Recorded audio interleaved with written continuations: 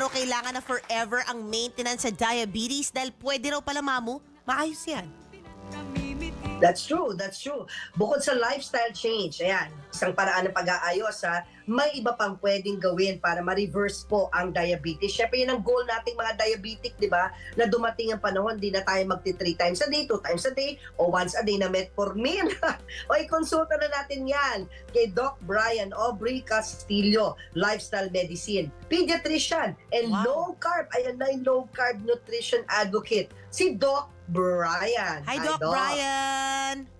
Yes, hello. Good day sa inyong lahat po. Miss Morning, MJ, Miss Tinting. Alright. Wow, gusto Hey, ko yung... Alam mo, mamuti, nakaka-low carb nga yung itsura ni Doc, ha? I love it. Halatang low carb Oo, si Doc. I was obese then. Really? 93 kilogram. How heavy were you? Ilang pounds po kayo nun, Doc? 93 kilogram. Oh, when? When was this? What year? How long was this? How long ago? 2013. Oh, 10 years. Yes. And paano po na bago ang buhay ninyo? At naging kayo, isang advocate ng low carbohydrate? Yes, katulad ng sinabi ni Miss Tintin, lifestyle change. You choose what you eat and you do activity. Yun. Correct. Para Ayan. mabago.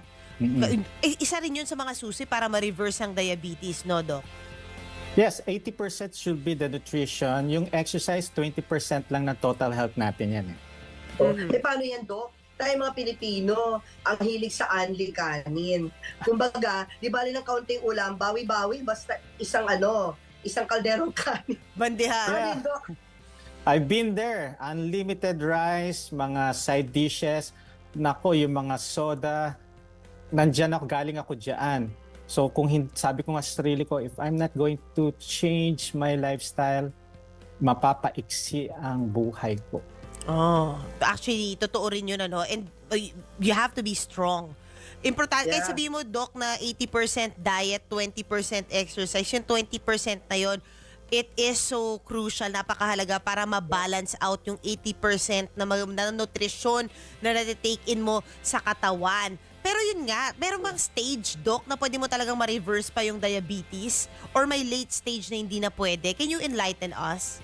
Okay, pagka sinabi sa atin, forever mo na maintenance, ako sasabihin ko sa mga patient ko, habang may buhay, may pag-asa po tayo.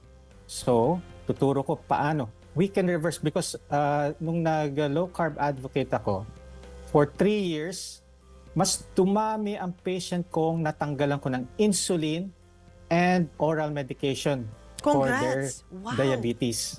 Oh, Wow! Doc, paano? Pakituro nga sa atin. But you were once a diabetic yourself, Doc. Na-reverse mo rin. I'm not diabetic. Ang problem ko ng health issues ko is apnea. Sleep apnea. Severe. Apnea. Yes, pero wala akong diabetes nun. But mas marami akong patient kasi nung low carb advocate ako, mas marami gustong pumayat lang. Pero meron silang mga existing na health condition like diabetes, hypertension, and doon sa diabetes, mas napansin ko, mas marami gumanda ang kanilang sugar level na kailangan ko magbawas ng insulin. Kung hindi, mas lalong babagsak ang kanilang sugar. So, unti-unti, natatanggal ko ang kanilang insulin. Then, sunod, I have a patient, 3 decades ng diabetic, 7 years nag-i-inject ng insulin with oral medication. In 1 month time, insulin were gone. And another month, oral meds were gone. Oh, wow! Wow! Amazing. Yes, Galing. amazing. Then, nagpa-follow up siya sa akin every 3 months. Naka 9 months siya sa akin. So, 3 follow-up yon. All her FPS, fasting blood sugar, HbA1c, normal. Ano, Doc? I-share nyo na. Isplok nyo na, Doc, yung program. Ano mga kinain niya para mangyari yan, Doc? Okay, eto. Ang problem kasi sa mga diabetic, hindi nila inaamin. They're addicted to these foods na sugar, mga drinks na sugary, and may mga food na hindi naman matamis pero nagpapataas ng sugar. So, i-educate ko yan. Yes. Like And what, then, Doc? Ano yung matamis na nagpapataas pala ng sugar? tinapay. Ay. pansit, Ayun Yan. na. and Oh, also gosh. and also the rice. Alo. O yun. Dok, So, maawa na kayo. Christmas po ngayon. Ang daming reunion. Kainan and all. Baka hindi na po kumain yung mga bisita na sa isang corner na lang nakaupo. Mamu, wait lang. Sorry, oh, Doc. Pa-inject lang dyan. Mamu, Oo. tanong natin kay may alternative na ngayon, yung shiratake. Shiratake noodles, shiratake rice. Anong take mo dun, Doc? Yes, nung umpisa inalaw ko ang kasi minomonitor ko yung mga diabetic patient ko. Then, shirataki comes in. Sabi ko, okay. Then, napansin ko, tumataas ulit yung sugar nila. So, dry shirataki, hindi ko pinapayagan sa mga diabetic, pero yung wet shirataki is allowed. Oh, Ah. magkaiba. Pero paano, Doc? Kasi yung dry shiratake, di ba? That's what we buy.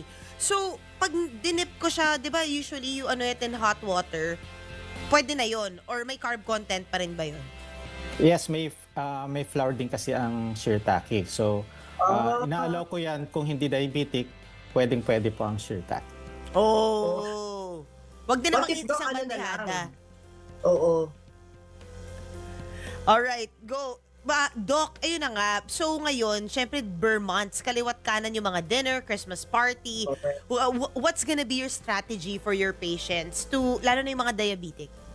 Okay, if ito yung question ko sa kanila, ano ang kanilang goal sa buhay? Is to reverse this diabetes? Ito lang. You need to change your lifestyle. May 4 discipline yan. You have to have a right mindset. Then ang second,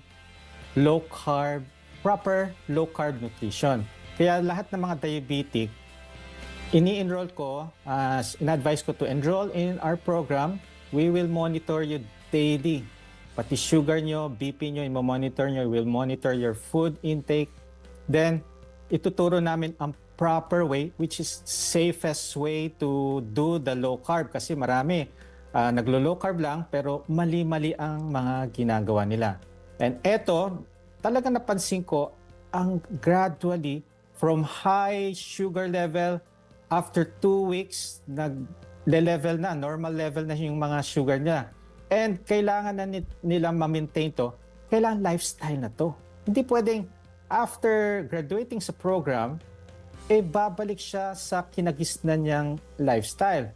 Kung gusto niyang matanggal ang medication, ang insulin, and hindi na bumalik ang etong diabetes, he or she needs to change their lifestyle. Ito na yon. And of course, dinadagdag ko rin yung fasting. Kasi pagka nag-low carb ka, ang fasting will be natural na lang sa kanila. Hindi sila nahihirapan dyan eh. Then, huling-huli, active lifestyle. Kailangan na natin. Kasi kung obese yan, pumayat, magsasagang skin. Bakit ako hindi nagsasagang skin ko? Because I am living an active lifestyle. Bongga. Actually, yun yung sabihin, Doc, no? Yung jawline mo tight na tight. Nag-o-therapy ka ba?